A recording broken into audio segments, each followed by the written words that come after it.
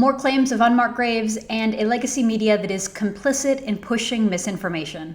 I'm Candice Malcolm, and this is The Candice Malcolm Show.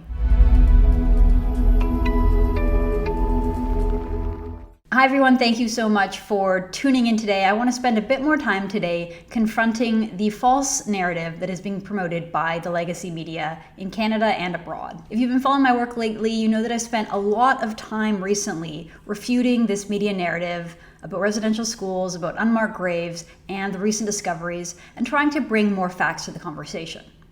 My report on this topic last week, which was called 6 Things the Media Got Wrong About the Graves Found Near Residential Schools, that article has become the most read article ever published in the history of True North. So I want to express my gratitude and say thank you so much to everyone who has read it, everyone who has been sharing it and helping to promote it. And if you haven't had a chance to read it, I encourage you to go check it out over at tnc.news. It is pinned to the top of that page, so it's easy to find.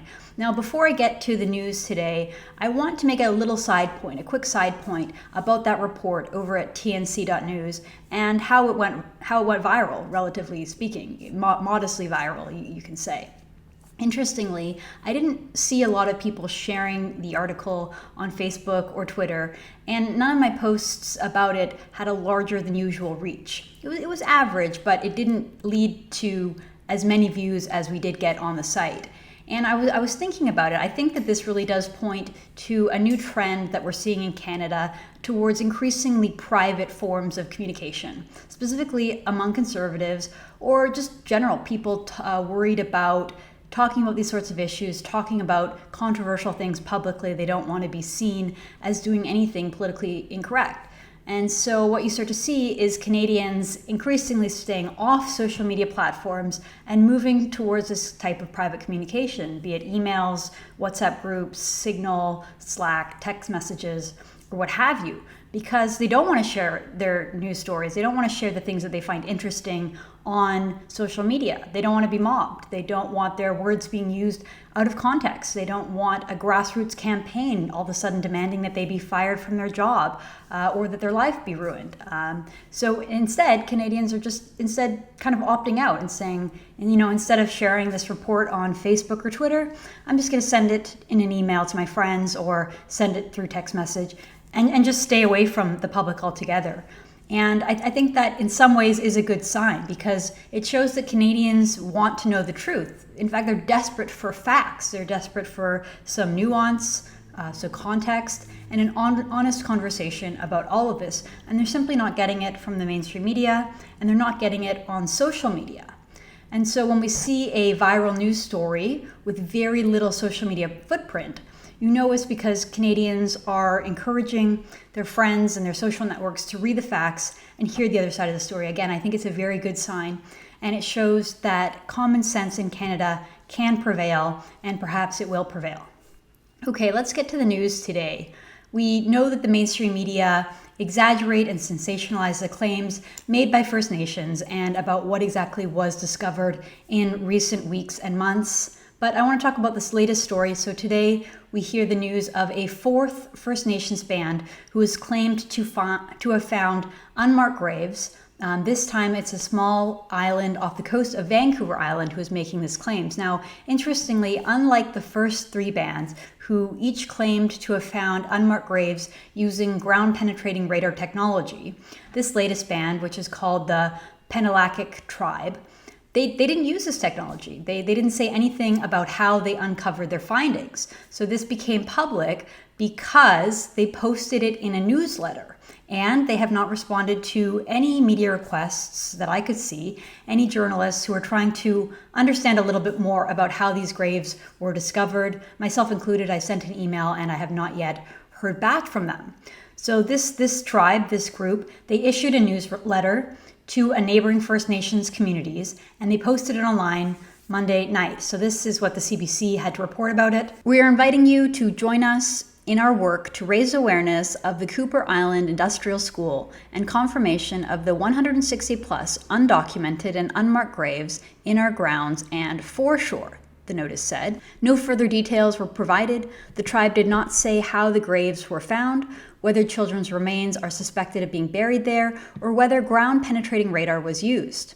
Officials did not respond to multiple requests for interviews. So unlike the other bands who have issued news releases, held press conferences, and claimed to be using advanced forms of technology to back their claims, this latest claim today about the 160 graves found, it doesn't have any of that. There's no report, there's not even a claim of a report. And yet multiple media outlets, including the CBC, Global News, CTV, Postmedia, and many others have picked up the story and run with it anyway. They will run a headline, knowing full well that in today's climate of social media posts and outrage mobs, most people don't get to the part where they learn that this is simply a claim with no evidence or that the band is refusing to answer simple questions from the media. Instead, that number, 160, it just gets added to the total, to the tally, as if it's some kind of a scientifically verified and valid count. Just look at this headline in the National Post. It says, "How Canada Forgot About More Than 1,308 Graves at Former Residential Schools." This is how the author, Tristan Hopper, explains how he got to that number. He writes, "Since May, more than 1,308 suspected graves have been uncovered near the sites of former Indian residential schools. 215 in Kamloops, BC, 182 in Cranbrook, BC, 751 in Merivale, Saskatchewan, and more than 160 found in Penelakut Island, British Columbia."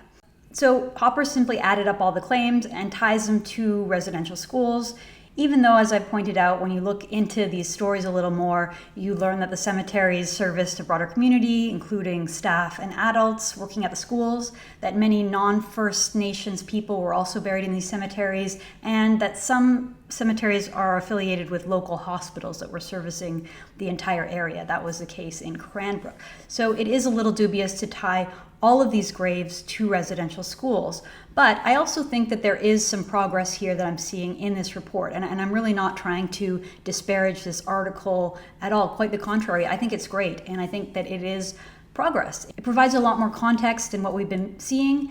And it addresses quite a few of the points that I've been making and that I've been talking about. Of course, it doesn't mention the work that I've been doing, but that's okay. I think it's just good in general that the mainstream media and outlets like the National Post are starting to catch up a little bit. So forget about the headline, but note that Hopper writes that these are suspected graves. I don't see very many journalists making this distinction before, but I'm glad to see it here. Likewise, the piece discusses some of the broader myths and misconceptions that are being promoted in the media, including the fact that these are not mass graves. He makes this point in the article, and the fact that Canada hasn't really been trying to hide its past, and that's sort of what many accusations and insinuations in the media suggest. This article discusses why the graves are unmarked, how these communities were hit very hard by plagues like the Spanish flu in 1918, the whole concept of wooden grave markers which do erode over time, and the important fact that all of this information has been known and was addressed in that 2015 Truth and Reconciliation report. So I'm very glad to see voices in the media, including legacy newspapers like the National Post, finally having the bravery to try to dissect this very thorny issue.